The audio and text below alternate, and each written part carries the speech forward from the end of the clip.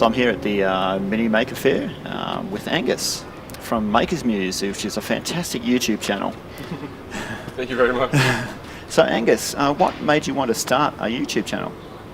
It's an interesting story actually. So I'm probably one of the most socially awkward people you'll meet, and in high school I was like the guy who would shiver and shake doing public speaking.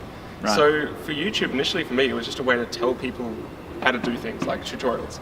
Okay. Right. So when I was working at a 3D printing studio in Perth, I'd get asked the same question again and again. I was like, okay, I'm getting asked this question like heaps of times a week. I'll just do a video so I can just direct them to that video. Mm-hmm. And then these videos started becoming popular, and I started being asked requests for other videos. Right. And then like, oh, you have this machine at work, can you review it? And I started doing that. And then manufacturers started sending me printers to review. Wow. And it kind of became its own thing. Yeah. And that's how it started. So I hear you've been a nerd pretty much all your life. I heard Pretty that you pulled apart your parents' VCR when you were 10. Yeah, that one got destroyed. I found a Betamax on the street as well, and I still have the solenoids from that. Okay.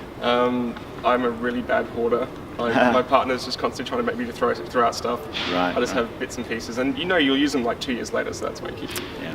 I can remember I'm a bit of a pulling apart type person. Yep. So I can remember my brother had a drawer full of watches that I pulled apart. Yeah, you wouldn't be able to put them back together. Yeah. That's the next challenge. So what's the next thing for Makers Muse on your YouTube channel? Well, at the moment, I'm pretty snowed under. So I'm to the point where I can't take any more reviews on, I can't take any more projects on just because I don't have time.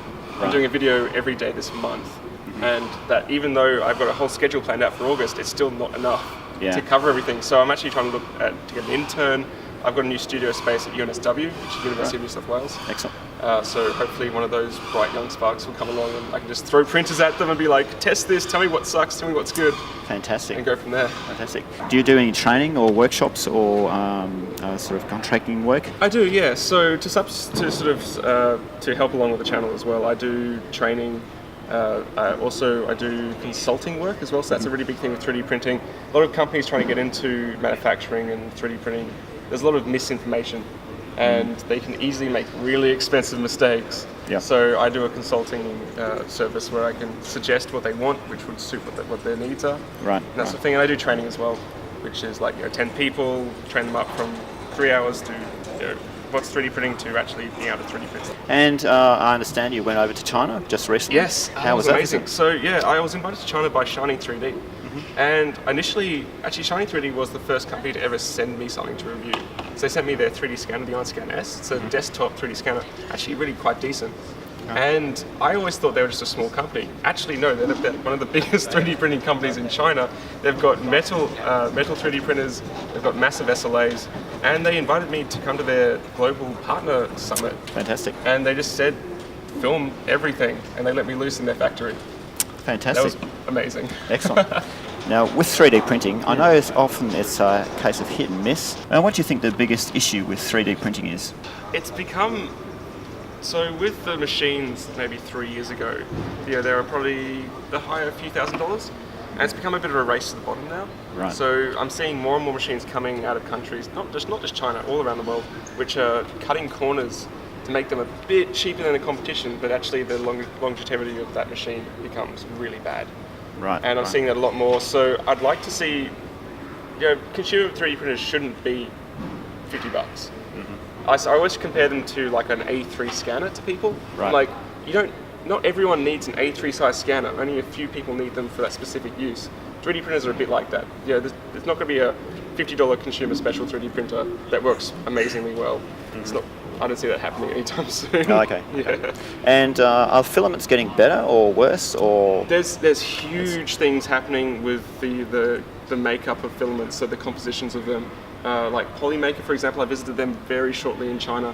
They're working on various blends of soluble support materials that actually work. That's really exciting. Polycarbonate mixers that print well, so really high strength parts. Okay. Someone put in a car jack that actually lifted like 400 kilos or something. Wow, like that. that's pretty good. Yeah, it's changing a lot. You don't just have ABS and PLA anymore. You have a huge. And range. you got timber or wood type. Yeah, all the filled PLAs are really going crazy. Like there's now really high percentage metal filled PLAs where you just put them in a kiln and it will actually end up with a metal part because Wow, the PLA that's pretty good. goes away. Yeah, Pretty it's good. crazy. And resolution, is resolution getting better or? Not on FDM. It's sort of FDM has its own limits because of nozzle diameter. The smaller nozzle you go to, the longer it takes. So for FDM, we're kind of at the best we can get. Machines, if they're more rigid, they'll print better. But in terms of resolution, I think we kind of need to start jumping towards resin technologies. Like easy to use and safe SLA would be nice to see. Excellent. Yeah. All right, so where can people go to find out about 3D printing and scanning? Yeah, well, they can head to my channel if they like, which would be youtube.com/makersmuse. Okay.